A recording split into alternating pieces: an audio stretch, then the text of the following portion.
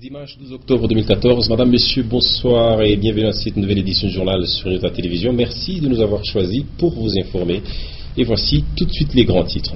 Au sommaire de cette édition du journal, l'école du cinquantenaire de la ville urbano-rurale de Kolwezi qui prend forme. Actuellement, des salles de pratique sont en cours de construction, ceci en vue de permettre à ces élèves de lier la théorie à la pratique. Au cours de cette édition du journal, nous ferons un coup de projecteur sur cette école appartenant à l'État. Et puis Vlisco, qui désormais dispose des distributeurs officiels dans la ville de Lubumbashi de Sepagne. L'annonce a eu lieu dans la soirée d'hier samedi en présence de femmes et hommes d'affaires de la ville de Lubumbashi. Notre reporter Sylvie Moussao était sur place. Vous entendrez son reportage au cours de cette édition. Voilà pour les grands titres. Cette édition partira donc de la ville urbano-rurale et minière de Kipushi, où l'école du cinquantenaire de Kolwezi va offrir à ses élèves la possibilité de lier la théorie à la pratique, et cela grâce à des salles de pratique encore en chantier et qui vont faire de sorte que les élèves soient aptes à servir et même à créer leur propre emploi après leurs études. Notre confrère Michel Olela vient de Kolwezi, nous propose cet élément de reportage commenté par Guillaume Kazadi. L'école du cinquantenaire de Kolwezi sera une école exclusivement technique. Elle organise entre autres des sections mécanique et électricité, des sections qui appellent plus de pratique que de théorie, d'où l'érection de ce bâtiment avec 2 salles de pratique. Et c'est là pour permettre aux apprenants de maîtriser différents outils. L'école du cinquantenaire de Kolwezi pourra permettre aux multiples entreprises minières basées dans cette partie de la province du Katanga d'avoir une main-d'œuvre à portée de la main. Si l'école est construite à 10 km de la ville, sa bibliothèque, par contre, elle est construite au centre-ville. Pour rapprocher l'instruction de la jeunesse, le gouvernement provincial du Katanga favorise l'érection des écoles dites de cinquantenaires dans plusieurs coins de la province du Katanga. On va à présent parler des écoles en milieu ruraux. La pauvreté pousse les parents à ne pas faire face aux coûts pourtant moins élevés des études. Et plusieurs enfants restent chez eux à la maison parce que leurs parents sont tout à fait pauvres et ne sont pas en mesure de payer les frais scolaires. Et d'où la gratuité de l'école primaire. C'est ce qui fait que l'enseignement dans ces milieux ruraux dans l'arrière-province est presque un apostolat, un constat d'Augustin Célestin Mugaza. Si dans les milieux urbains de la République démocratique du Congo, les conditions d'études posent encore problème, à l'intérieur du pays, les choses sont encore graves. Par conditions d'études, on sous-entend toujours l'absence des infrastructures scolaires adéquates, les salaires insignifiants pour les enseignants et même le manque de matériel didactique. À part ces difficultés, les structures scolaires font aussi face aux problèmes de paiement des frais scolaires par les parents d'élèves. À Kabondo Dianda par exemple, le préfet des études de l'Institut d'Idlengue Diana confie que la question des frais scolaires est souvent l'objet principal de la désertion des élèves. Les enfants payent difficilement les frais scolaires. Et puis quand vous insistez, vous les renvoyez, ils partent tous. Et vous allez constater la désertion vraiment exagérée au sein de l'école. Et il n'y a pas moyen, parce que quand il y a une désertion, l'école devient non viable. Parce qu'il faut avoir des enfants. Et pour avoir des enfants, il faut tolérer. Et pour tolérer, il ne faut pas exiger des enfants à payer les frais scolaires. Ils disent qu'ils n'ont pas de moyens pour trouver les frais scolaires. Pour contourner cette difficulté, les élèves exécutent quelques travaux au profit de l'école de manière bénévole. Alors qu'une partie des élèves suit des leçons, certains élèves, filles tout comme garçons, reviennent de la forêt avec du bois. Le bois qui servira à certains besoins de l'école, et au même moment, certains enseignants manquent d'occupation et même de motivation. Et toujours au chapitre de l'éducation, on va vous rappeler qu'il y a de cela un peu plus d'un mois que les élèves de la République démocratique du Congo ont renoué avec le chemin de l'école, mais à Kipushi, plusieurs enfants à l'âge scolaire passent des journées entières dans une carrière à la recherche de minerais, question de subvenir aux besoins de leur ménage, et ceci, c'est la résultante de la pauvreté des parents qui ne sont pas en mesure d'envoyer ses enfants à l'école. Un reportage de Digital Louis Lumami, Katumba, rendu par Lumière Moussao.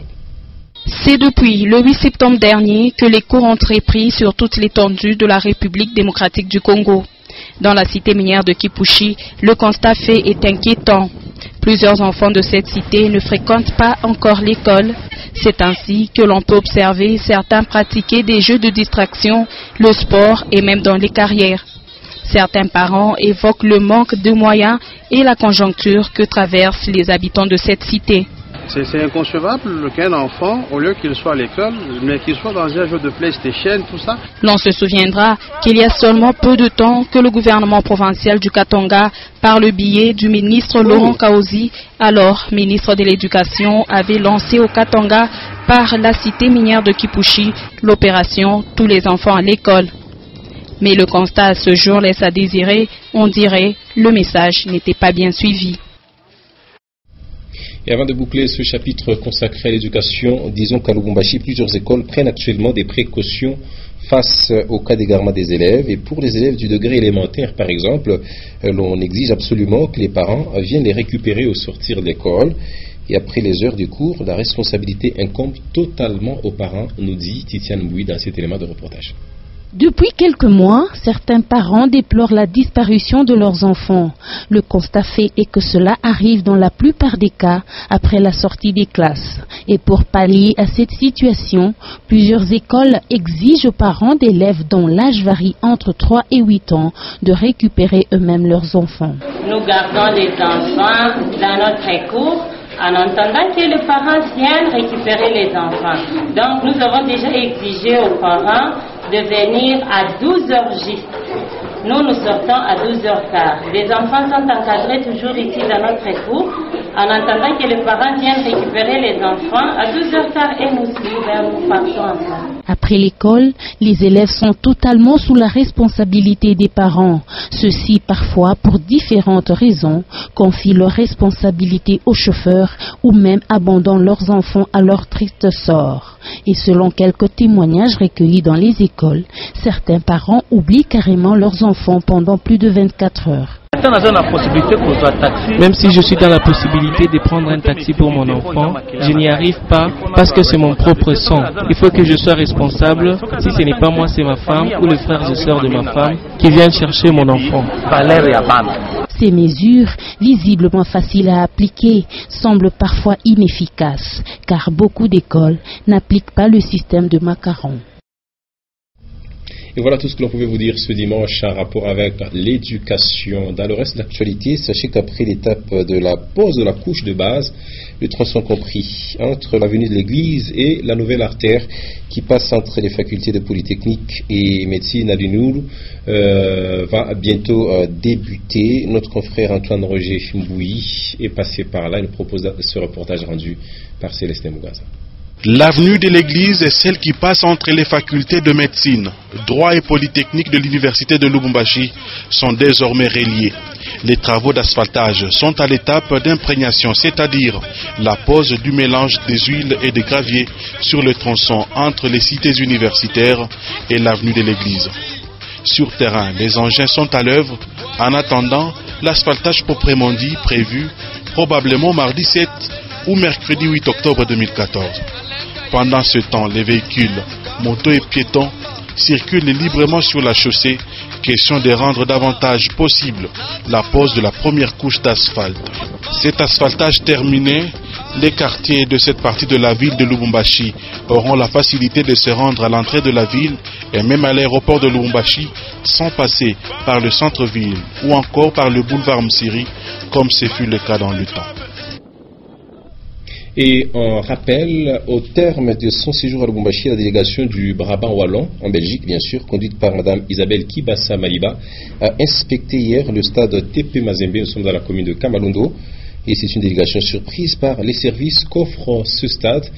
À en croire les membres de cette délégation, les Anglebertois ou les Louchois n'ont rien à envier à d'autres stades sur l'échiquier mondial. Un commentaire de Guillaume Kazadi sur ces images de Michel Olela. Suivez.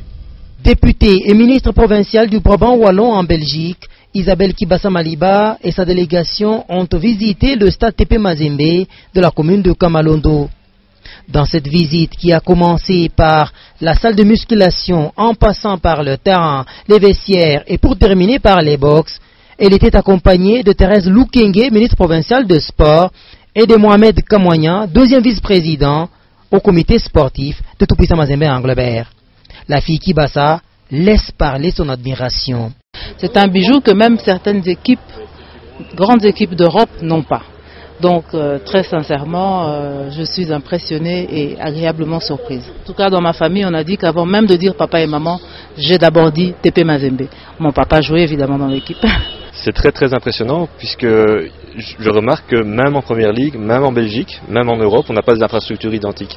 Donc c'est ultra moderne, vous avez des soins. Je pense en effet que c'est une belle carte de visite en tout cas du sport en Afrique et à Lubumbashi en particulier. À l'occasion de cette visite, la délégation belge a acheté quelques souvenirs aux couleurs de Mazembe exposés dans la boutique du club. Si vous avez des gens qui quittent l'Europe pour venir vous visiter, donc ils ont une considération pour la grande équipe de Tout-Puissant Mazembe, donc ça fait la fierté. Ministre provincial du Brabant Wallon, Isabelle Kibassa s'ajoute sur la liste de personnalités belges qui n'ont jamais laissé passer l'occasion de visiter le TP Mazembe Stadium. Voilà, ça se passe de tout commentaire. Comme annoncé au sommaire, sachez que désormais, les consommateurs d'épargne Vlisco vont se procurer les produits de cette entreprise dans les boutiques ici dans la ville de Lubumbashi. L'annonce a été faite la soirée d'hier, samedi 11 octobre 2014. C'était au cours d'un entretien entre les responsables de Vlisco et les hommes et les femmes d'affaires de la ville de Lubumbashi et de la province du Katanga. C'était en présence de Sylvie Moussaou qui nous propose cet élément de reportage. Une boutique de distribution des produits Vlisco est déjà disponible dans la province du Katanga. L'annonce de cette nouvelle aux consommateurs de pagne marque Vlisco a été faite le samedi 11 octobre via les vendeurs des différentes boutiques et shops de Lubumbashi. Donc on s'était promis d'ouvrir cette entrepôt. C'est l'objet de votre venue ce soir. C'est une ouverture officielle et dédiée pour vous. D'accord ? On doit mieux répondre à vos attentes. À cette occasion, plusieurs questions des hommes et femmes d'affaires ont été posées, notamment celle de savoir quelle garantie qu'offre Vlisco dans ses partenariats, mais aussi les garde-fous que la maison Vlisco mettra pour la sécurisation de ses motifs et designs dans ses programmes d'accompagnement de marketing. Aujourd'hui, nous avons lancé la campagne Connaisseuse du style. À travers cette campagne, nous avons eu des communications dans les différents médias pour pouvoir indiquer aux personnes quelle différence doit-on faire entre le vrai et le faux. Deuxièmement, nous avons un département qui lutte contre la contrefaçon, qui entreprend des actions pour pouvoir protéger les consommateurs. Désormais, le pain Super Wax, Java, Wax hollandais, Uniwax, Sodine et Voilà For You seront vendus dans presque toutes les boutiques de la ville. Et dans les jours qui suivent, Vlisco va organiser un défilé des modes ainsi que les concours des meilleurs vendeurs et stylistes de la ville. Question de mettre au grand jour ces pagnes de qualité. Et voilà, mesdames et messieurs, nous allons à présent passer en revue les temps forts ayant marqué l'actualité au courant de la semaine qui s'achève. Chez nous, on appelle ça semaine en bref. Et cette semaine en bref est signée Maurice Mazel. Suivez.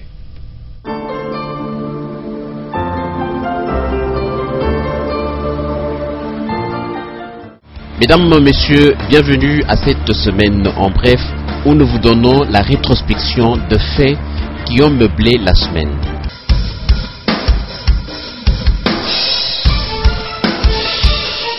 En début de semaine, l'ancien bâtiment Grana, appelé maintenant l'hôtel du gouvernement, offre son hospitalité aux ministères provinciaux comme l'avait souhaité l'honorable Moïse Katumbi Chapwe, mais ce jour-là, aucun locataire n'a déménagé. En attendant, le maire Jean-Oscar Sangouza Mutunda a désengorgé les alentours du bâtiment. À Kipushi, les habitants de l'avenue Louvois et les vendeurs du marché central de Kipushi sont inondés de eaux usées. Elles proviendraient d'une entreprise minière de la place. La crainte des habitants est relative au risque de contagion ou pollution de leur environnement.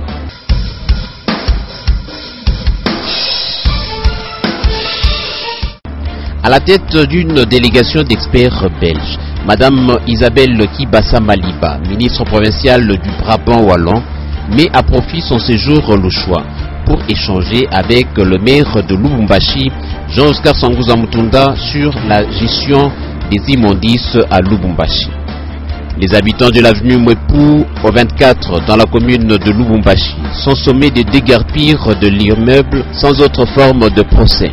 Ils sont victimes d'un conflit de propriété entre deux acquéreurs.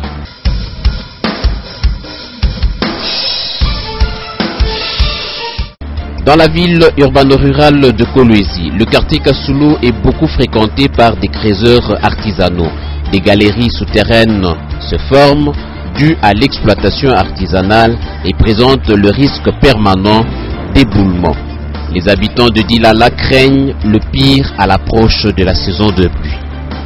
La cupidité de certains personnels soignants, le physique prématuré de certaines femmes et de fois la préférence par elles-mêmes serait la cause des accouchements par voie haute.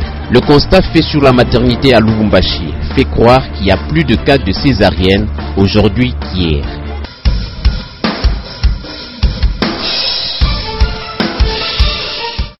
Le gouvernement provincial du Katanga s'implique dans l'acheminement d'un lot important de vaccins BCG, Dictécoque et autres.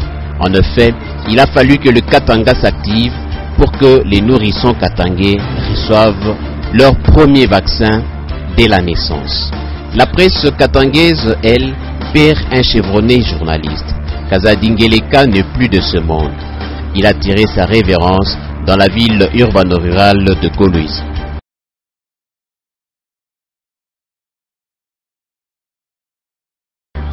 Dans quelques écoles de Lubumbashi, le chef d'établissement ont supervisé les élections des élèves. Ils se sont choisis des gouvernements et parlementaires.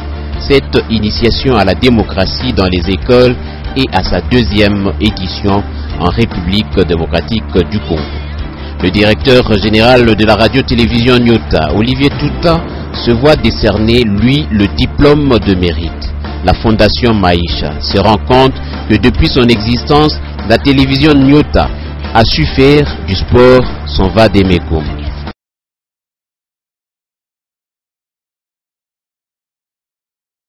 Les anciens vendeurs de l'ancien marché tunnel, en quête d'un lieu stratégique où écouler la friperie et souliers usagés, abandonnent le marché de plaine parce qu'il est enclavé.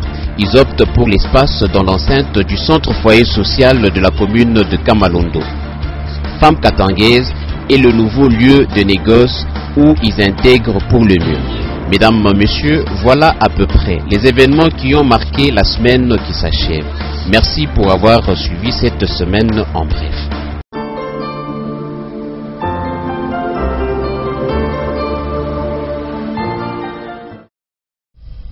Et voilà, sous ce charme de Maurice Mazel, se referme cette édition vespérale et dominicale sur Nyota Télévision. Madame, messieurs, nous avons été heureux de vous la présenter. Merci à vous d'avoir été de nôtres. Merci également aux équipes techniques et rédactionnelles qui m'ont aidé à arriver jusque chez vous. Et prochain rendez-vous avec les informations à 21h, les news en français. Et puis Patricia Naïsma Okabea revient tout à l'heure à 23h pour les infos dernières de ce dimanche 12 octobre 2014. Et d'ici là, soyez toujours avec nous. Excellente soirée dominicale. À toutes et à tous, au revoir.